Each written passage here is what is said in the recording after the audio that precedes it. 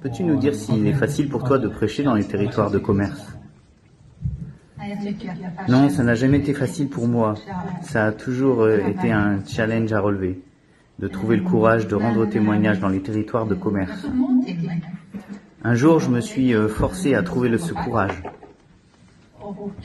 Je suis rentré dans un magasin de chaussures.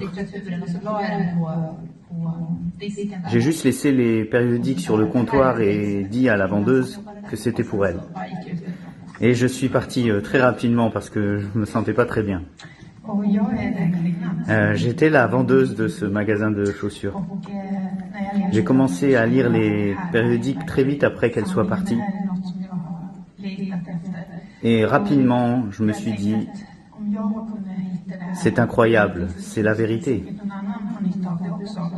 J'ai lu les magazines avec un grand intérêt et je me suis dit que ces magazines sont vraiment intéressants et très pratiques et qu'ils peuvent également aider quelqu'un d'autre. Donc je les ai donnés au responsable du magasin. J'étais le responsable de ce magasin. J'ai lu les magazines dans le parc pendant ma pause. Plus j'avançais profondément dans la lecture, plus j'ai commencé à me dire que c'était la vérité.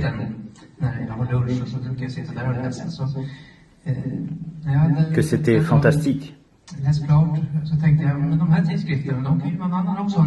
Et je me suis dit qu'il fallait donner l'opportunité à quelqu'un d'autre de les lire. Je les ai donc laissés sur le bord du banc dans ce parc. J'étais sur le banc de ce parc et j'ai vu les magazines. J'étais déjà témoin de Jéhovah dans le passé, mais j'ai laissé la vérité parce que je voulais vivre ma vie différemment. Mais les choses ont mal tourné, je me suis retrouvé dans la rue. Les choses n'étaient pas très claires pour moi et j'attendais un signe de Jéhovah. Et en voyant ces périodiques, ça m'a aidé à revenir à Jéhovah.